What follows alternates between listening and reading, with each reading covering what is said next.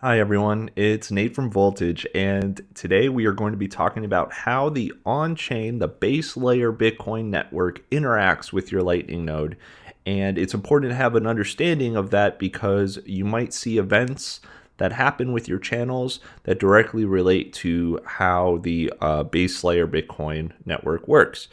But first, a little bit about Voltage. So Voltage is the industry-leading Bitcoin development platform and infrastructure provider. And if you go to voltage.cloud right now and sign up with just an email and password, you can actually spool up a Lightning node and check out our interface and everything in just a few minutes. So check us out, voltage.cloud.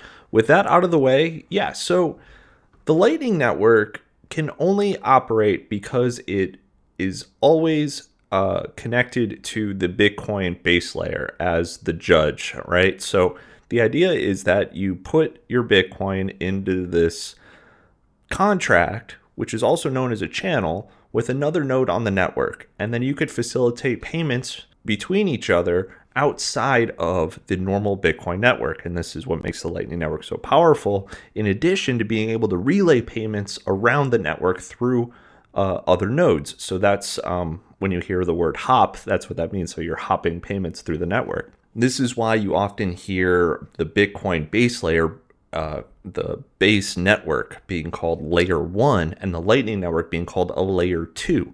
And this sort of framing is coming from the heels of how the internet itself was built. The internet is built in layers. And there are many people that believe that the new monetary system of the internet, known as Bitcoin, is also going to be built in layers. So that's why you hear layer 1 and layer 2.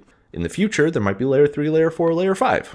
Who knows? When you start a Lightning node, you'll notice that there is an on-chain Bitcoin wallet associated with your Lightning node. So you will be able to send and receive on-chain payments on your Lightning node as well.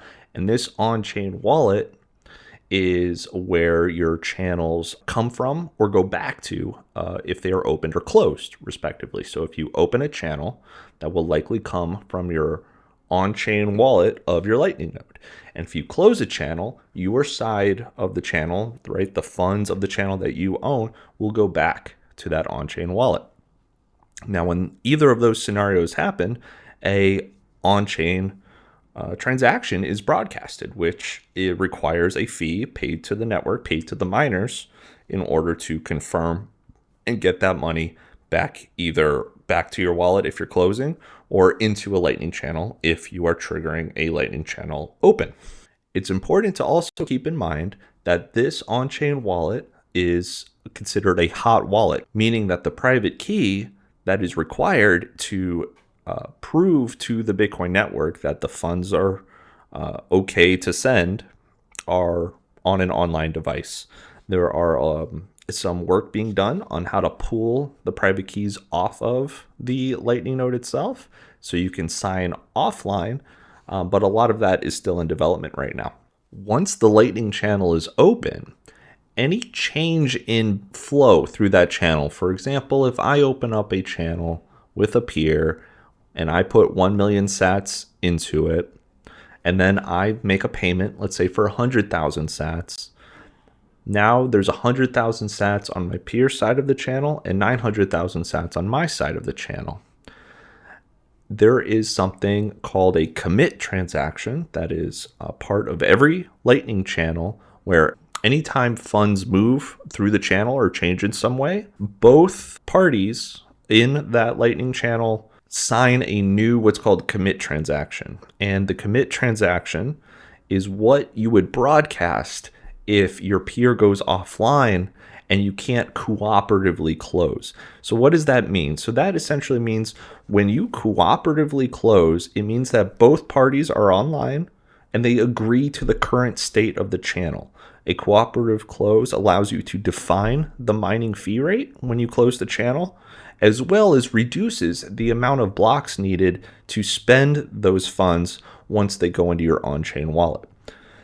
Compared to what's called a forced close or a unilateral close, it's when you unilaterally broadcast this commit transaction. And once that is broadcasted, there is a time lock. You usually have to wait a few hundred blocks to even get that money back. And you might think, gosh, that That's horribly inefficient. Why do I have to wait that long?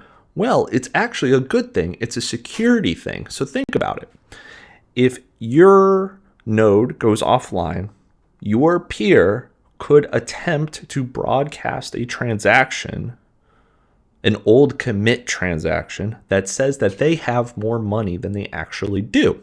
And because your node isn't online to say, hey, that's not correct, the Bitcoin network will be like, yeah, cool, that makes sense. So that's why there's a time lock. So that's why it takes a couple hundred blocks. It depends, but it's usually around that. And the reason why is because the Lightning Network protocol devs give you an opportunity to come back online during that process to tell the network, hey, wait, that's an old one. Here's the newer one. Okay, so that's why force closing you really, really want to avoid. Sometimes it isn't triggered directly by the node owner, though. Sometimes it happens as a security mechanism when payments get stuck. We could talk about that another day, but sometimes it happens. So it's important to open up channels with peers that you believe are going to be good peers, meaning that they stay online, they've been around for a while, their channels are healthy, etc. So that is the main difference there between cooperative and forced closing channels in terms of how that affects the on-chain interaction. To wrap it all up, the way the on-chain Bitcoin interacts with your Lightning node is that you need to broadcast an on-chain transaction whenever you open a channel or close a channel. And also, if you close a channel, be very aware of the repercussions of forced closing. Always cooperatively close if you want to close a channel, if you have that option. Sometimes you won't have that option because your peer might be offline for an extended period of time and you just want your money back. That makes sense. But if given the option, always cooperatively close, define your fee rate for the on-chain transaction, and that is a lot smoother of a process. So thanks for watching, guys. Please like and subscribe. We've got a whole list of topics that we're going to cover in 2024, so don't miss out. Like and subscribe. Check out voltage.cloud, and I'll see you guys in the next video.